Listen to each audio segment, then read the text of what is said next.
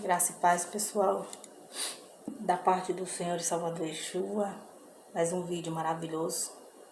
Vai ser mais assim uma prosa, recapitulando sobre tantos assuntos, né? Então, louvado e engrandecido seja Deus sempre e seu Filho, Senhor e Salvador Yeshua. Vocês estão vendo aí a capa, né? Uma pedra preciosa, o berilo, tá? Não é fácil de encontrar a imagem. Vai ter antes umas imagens que não são verdadeiras, para depois se chegar a ela. E eu vou falar aqui, eu já coloquei um vídeo falando a respeito do nome do Criador, tá? Do sentido, né, do eu sou. O próprio Cristo vai colocar muitas vezes nessa questão do eu sou, né? Eu sou, me enviou a vós, porque é o Criador. Aí o Criador chega ao ponto de falar para Moisés, porque no encontro dele lá em Êxodo, né?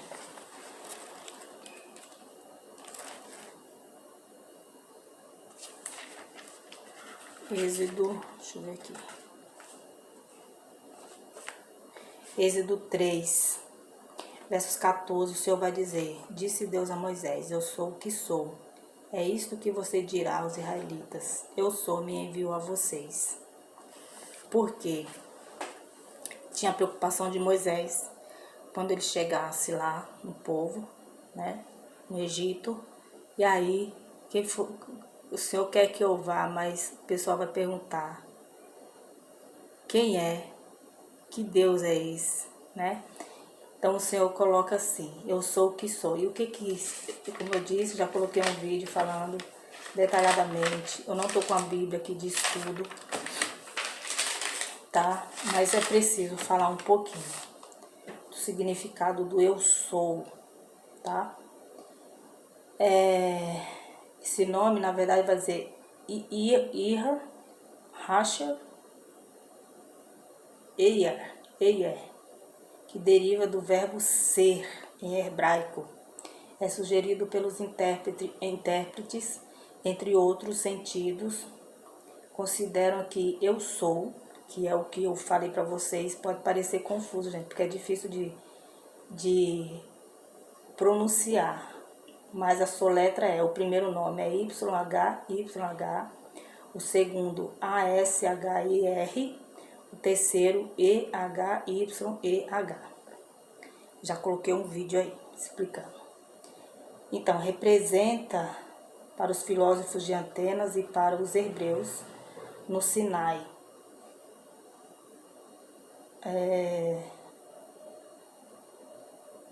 Eu sou foi assim dito para Moisés, porque passa a ideia de que isso serviria também para o povo não usar o nome do Senhor em vão, ou para pedir no sentido manipulado. Eu sou aponta para a onisciência, e faz sentido esse estudo com o que diz aqui no livro do profeta Jeremias. É tanta palavra que vocês vão ver indo para o Evangelho, voltando para aqui para o início, porque a palavra é uma só, ela está alinhada e ela se confirma todo o tempo. Por isso que nenhum tio pode ser esquecido, não pode haver acréscimo e nem retirar, porque está toda alinhada. Jeremias 23.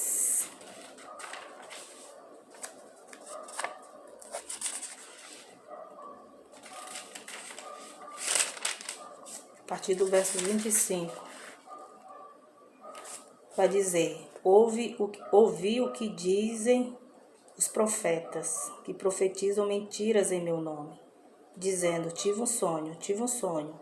Até quando os profetas continuarão a profetizar mentiras e a ilusões de suas próprias mentes? Eles imaginam que o sonho que contam uns aos outros farão o povo esquecer o meu nome. Esse foi o propósito, né, lá atrás. E por quê que esse povo era tão obstinado ao ponto de querer tomar o lugar de direção na vida do povo e fazer o povo esquecer do seu Criador? Porque o conselho do Senhor era que passasse o conhecimento do que fora feito, retirando o povo do Egito, para enviar para uma terra que era próspera, que passasse de geração a geração, para que os seus descendentes conhecessem. O mesmo zelo que o Senhor teve em manter um povo reservado, ele esperava que o povo tivesse a responsabilidade de ensinar os seus filhos. Aí, com o decorrer do tempo, é preciso ter muito conhecimento, gente. Eu vou colocar muito assunto aqui, mas é importante, tá? Ao decorrer do tempo, aí tem profecia que fala da expulsão do povo de Israel, de Jerusalém, porque o povo não foi zeloso, porque o povo cultuaram ídolos, e o próprio profeta Ezequiel, ele profetiza a ruína desse povo. Por quê? Porque o Senhor se retirou de lá. O Senhor esteve com o povo, por isso ele permitiu que levantasse o santuário terreno, o tabernáculo terreno. Para isso ele usou Moisés, para isso ele usou Arão no requisito sacerdócio, porque tudo representava o filho de Moisés. Até Malaquias estava falando do filho. Claro que mais assuntos, né? Como, por exemplo, profecias a respeito do Elias que haveria de vir, eu já coloquei vídeo aí. Mas era tratando-se de um tempo que o Senhor já tinha sido programado no Filho. E quando ele viesse, está lá o livro de Romanos, livro de Hebreus, que fala especificamente desse sacerdócio real. Ele adentra no templo e o sacrifício dele é definitivo. Existia a necessidade de fazer o sacrifício anualmente. O sacerdote entrar no templo e fazer expiação do pecado para o povo. Mas esses sacerdotes eram pessoas que não eram perfeitas diante de Deus. Coloquei os vídeos aí, o anterior, eu falei que se o coração subisse, pode ser que ficou meio confuso, mas não, porque o coração ele não podia se elevar sobre a pena, porque seria autojustificação, ou seja, que os egípcios faziam isso, né? Colocavam na balança uma pena de um lado e o coração do outro. Se o coração subisse, essa pessoa não teria eternidade. Veja lá o vídeo anterior, tá? Por quê que não? Porque a pessoa se auto-justificaria, eu sou como tipo Caim. Por que o Senhor não aceita os meus frutos? Auto-justificação, né? Se a pena se elevasse, seria o correto, né? Mas não quer dizer que tinha que ser assim, tinha que haver um equilíbrio, né? A justificação ser hoje, entendendo hoje no Filho. É claro que os egípcios não entendiam assim, tá, gente? Mas já existia o conhecimento do que fora dito pelos profetas, né? Do que o Senhor esperava do povo. Voltando para cá, tá? O zelo do Senhor pelo seu nome. Aí os profetas profetizam. Aí eu tive a visão, aí eu tive um sonho. Vai levando o ego, o desejo carnal, que está voltado para a questão das obras carnais, lá em Gálatas 5. O orgulho do homem, tá? Faz com que eles sejam senhores sobre a vida daqueles que são discipulados.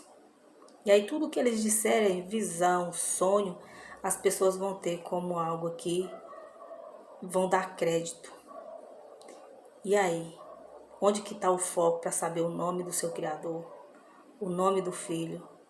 Quando Yeshua veio, o que aconteceu? Um complô para que não fosse propagado o nome dele.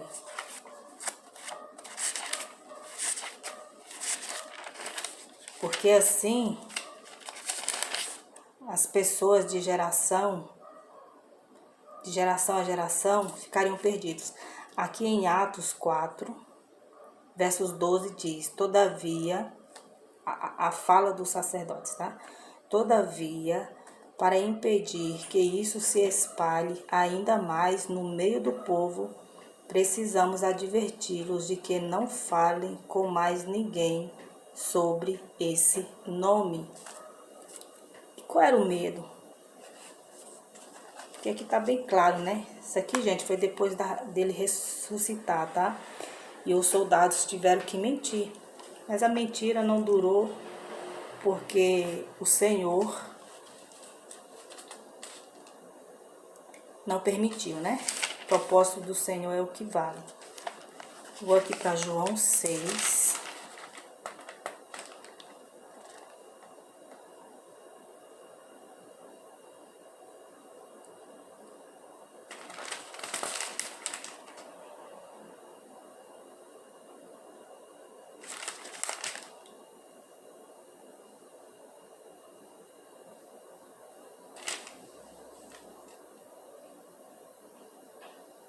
Não é João 6, é João 3, tá? João 3, a partir do verso 16 diz: porque Deus tanto amou o mundo que deu o seu Filho unigênito, para que todo o que nele crê não pereça, mas tenha a vida eterna.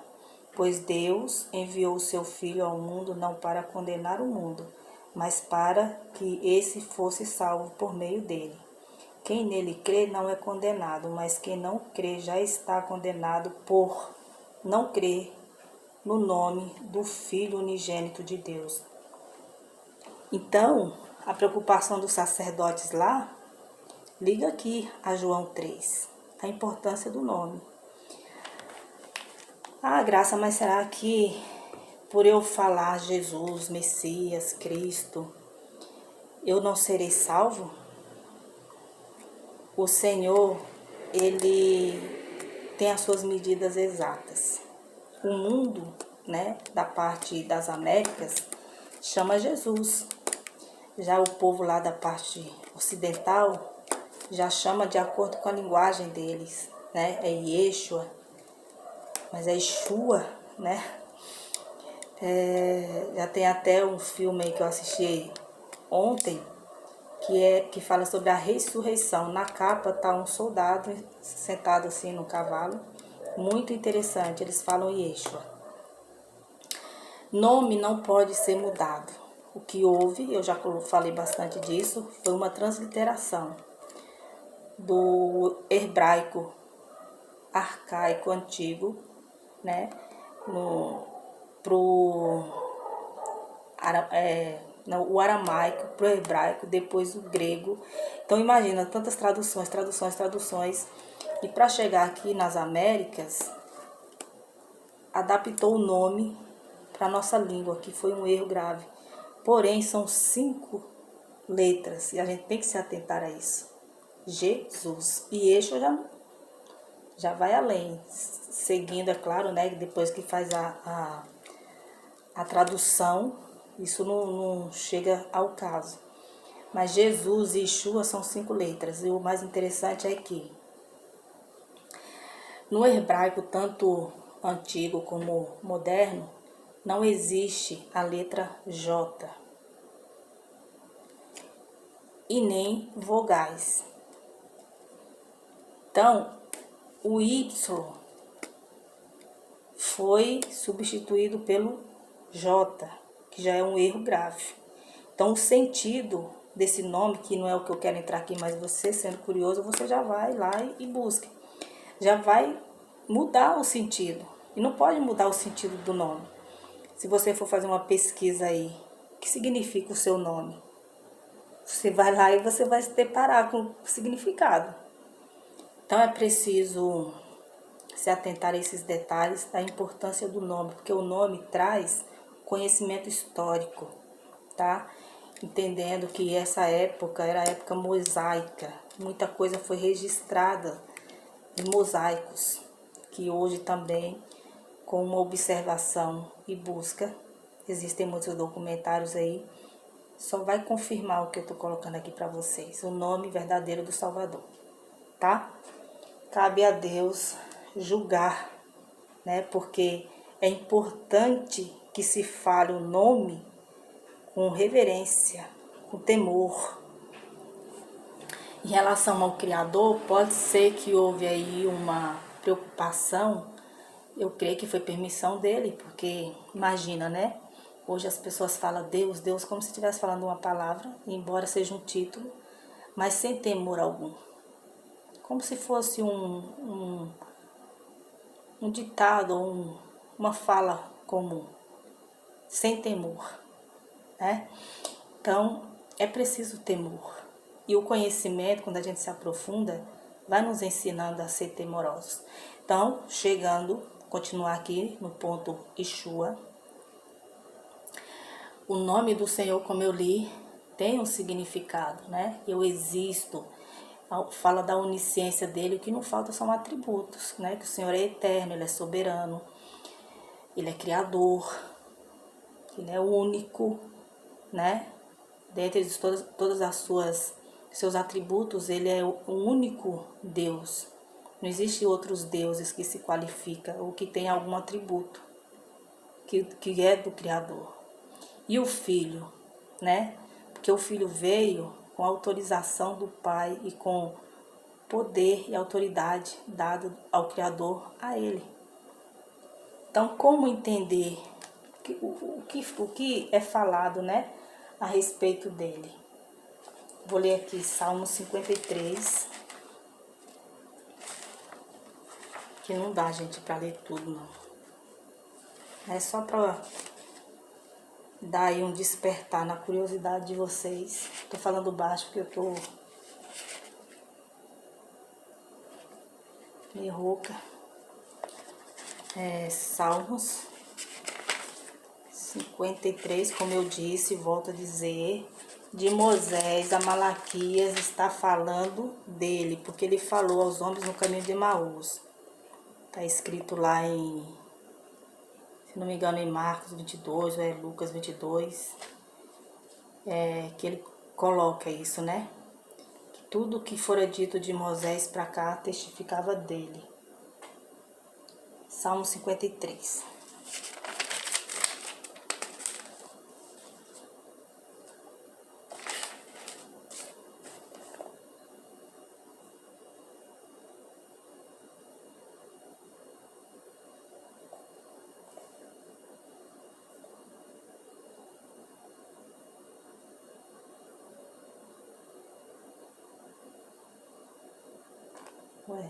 Aqui, ó.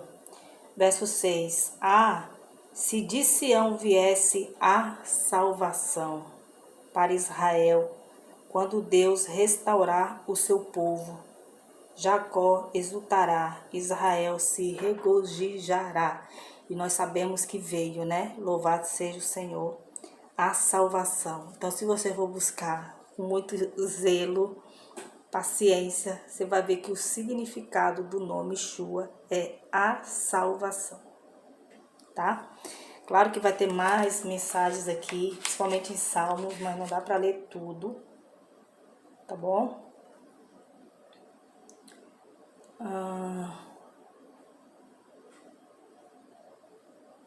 Deixa eu ver aqui onde que eu posso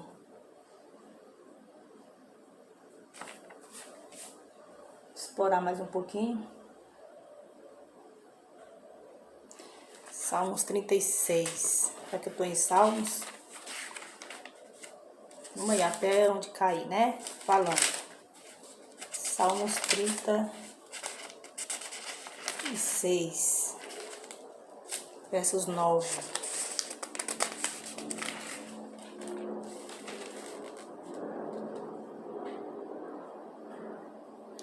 Pois em ti está a fonte da vida, graças à tua luz, vemos a luz. O que o Evangelho vai dizer? Que o Senhor é a luz do mundo.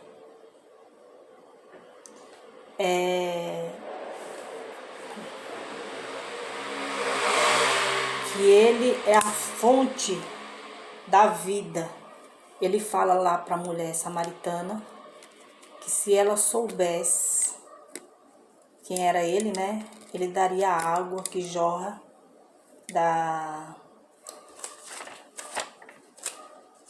fonte da água da vida. Deixa eu ver lá, peraí.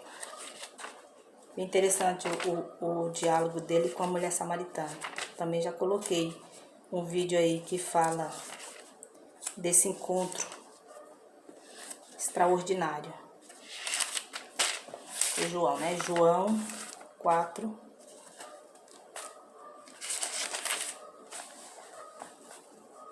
Deixa eu ver.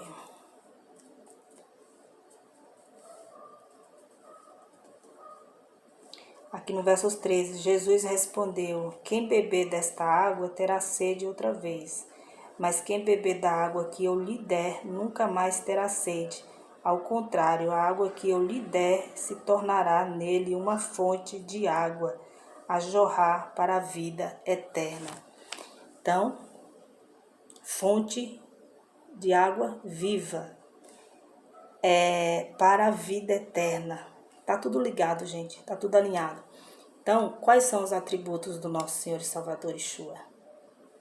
A salvação, o caminho, a vida, a luz do mundo, né? Ele é a verdade. E é interessante ler aqui em João 8.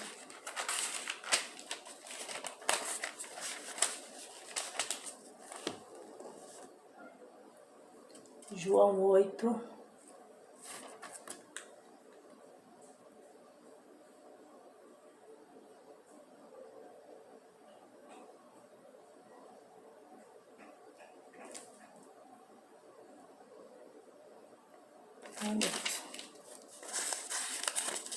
Peraí.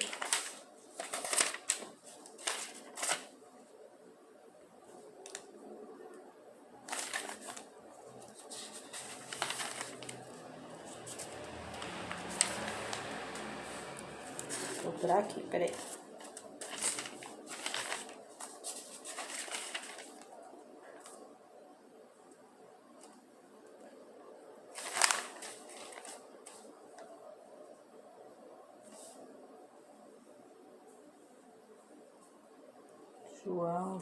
João.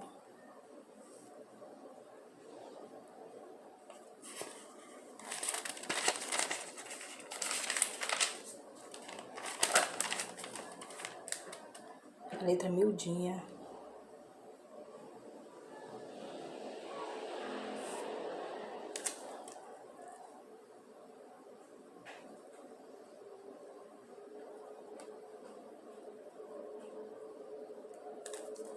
Foi o que eu li, né? João 8:32 mesmo.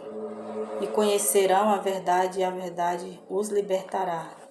Como eu coloquei, né? Os libertará do quê? Voltando lá pro início, eu poderia aqui citar tanta coisa que as pessoas precisam ser libertas, gente. Liberta da cegueira, que é a mais importante, da cegueira espiritual. Que a palavra do Senhor diz, a letra mata, mas o Espírito vivifica. E a palavra também fala lá em 1 Tessalonicenses capítulo 5, verso 19, não apague o Espírito. As pessoas estão apagando o Espírito? Sim. Sem essa luz, é impossível se chegar ao horizonte, se chegar à direção. Ser liberto seja o que for que estiver prendendo as pessoas. Como, por exemplo, no momento, a maior capital do Brasil, cidade maravilhosa na sua arquitetura, tanta história. No centro da cidade está lotado de gente em condição de rua. E refletindo pelo entendimento bíblico, essas pessoas chegam a esse estado por várias questões, né? Ninguém está lá porque acordou no dia e falou assim, ah, não quero mais estar aqui, eu vou viver nessa situação. Claro que não, né? Ninguém é bobo para chegar a essa conclusão. Mas o que eu entendo é que a pessoa desistiu de si. Isso é um grau gravíssimo, porque existem oportunidades. Dificultosas algumas, sim, mas é a oportunidade. Então, quando a pessoa chega a esse ponto, ela desistiu de si. Ah, pode ter acontecido algo traumático, né? E a pessoa pode ser. Ah, o uso de entorpecente, na maioria das vezes sim. Mas até se chegar a esse ponto é porque houve questões aí, né? Questões. Tem um relato de um rapaz que veio de Moçambique e ele foi roubado, né? Perdeu o seu passaporte, então onde que ia ficar? Aí é um caso extremo, né? Porém, na maioria dos casos não, as pessoas estão desistindo de si.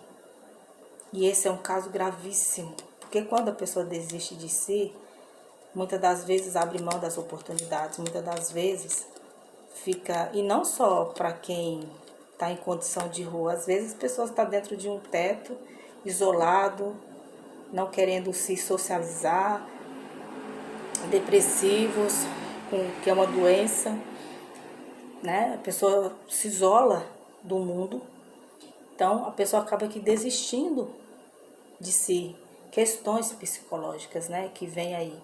Então a libertação, ela não pode ser destacada só em uma questão só, são várias, né? Mas a espiritual, eu toquei nesses assuntos para falar que é a única saída, é a única luz no fundo do túnel. Eu não sei quem é que vai ver esse vídeo, para onde que Deus envia, mas se você tiver numa situação assim, querendo se isolar, né?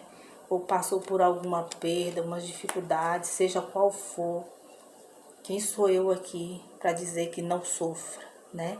Mas eu posso falar, existe uma saída. Existe a saída que se chama Yeshua, o Cristo, a luz do mundo.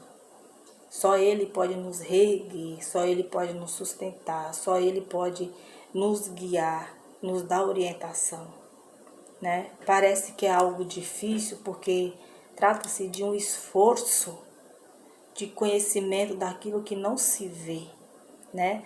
Mas ao meditar nos evangelhos, ao buscar o conhecimento do Filho, do qual quanto ele é maravilhoso, ele se apresenta através da linguagem escrita. Você começa a ler os evangelhos e começa a dar ouvido o que ele falou, né, com autoridade, quando foi necessário para aqueles que recusavam aceitá-lo, porque tiveram muitos desses. A insistência de falar para aquele povo que tinha dificuldade de absorver a importância dele morrer e para enviar o Espírito Santo para descer por toda a carne, como foi profetizado pelo profeta Joel, para que nós tivéssemos capacidade de entender o poder da palavra de Deus, poder do que saiu da boca do Filho e do que tudo que foi dado ao ministério do apóstolo Paulo. Então você vai entender que a palavra de Deus é poderosíssima, ela é o antídoto, ela é a cura, ela que liberta, seja qual for a situação. Poderia colocar aqui como testemunho de vida, eu sou sustentada, eu sou alimentada pela palavra do Senhor. A vida sempre foi maravilha? Nem sempre. Mas, por nada, nada que possa acontecer em nossas vidas tem que nos abater, ao ponto de levar a decisão de desistir de nós mesmos. Por isso que eu coloquei, eu não estou sendo uma pessoa que inconsequente de avaliar a condição, mas há alguns anos atrás não se via a quantidade de pessoas como se vê agora na grande capital. Existe solução? Sim, voltado para a questão do cuidado, para a questão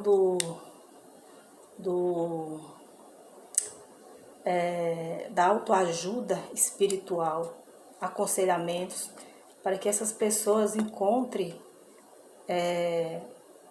algum desejo lá dentro delas e que enxergue que é possível, que existe amor da parte do Senhor para a vida delas, né? Então, que Deus capacite, porque cada pessoa iluminada pode ajudar a muitas outras, né? O Senhor não quer que a gente fique parado, Ele quer que a gente trabalhe para o reino dEle. O reino dEle está colocado como esquecido ou distorcido, porque muitos barganharam, enriqueceram, mas esses mesmos um dia descerão. Tudo está dentro dos propósitos do tempo de Deus. Então, que sejamos zelosos, não querendo ganhar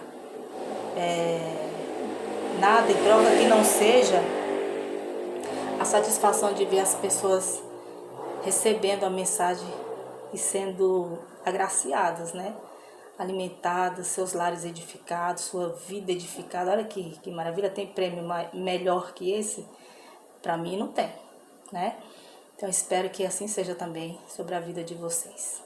Que o amor e a graça de Deus esteja com vocês. Gente, eu queria abordar mais em relação à característica do Salvador.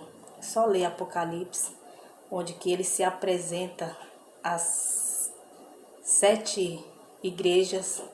Ele fala lá como que é. Isaías 53, ele não tinha beleza nem formosura alguma. Por isso que eu falei de Lia, que a única qualidade que o texto coloca lá em Gênesis 29, a partir do versos 15, né, falando do casamento de Jacó, é que Lia tinha os olhos meigos, mas Raquel era bela, Raquel era bonita, né? Então, a linhagem dele não teve formosura, ele não teve essa formosura que as pessoas colocam aí. Isso parece que é inofensivo? Não. A linguagem visual, né, ela é grave. Ela fica gravada na mente das pessoas, impossibilitando delas avançarem, né? Então, que o amor, que a graça de Deus esteja presente, né? Que o Espírito Santo continue edificando a nossa vida, nossa mente, nosso coração, e que possamos ser canal de bênção dentro dos nossos lares e onde quer que a gente esteja, amém? Fiquem todos na paz, até a próxima.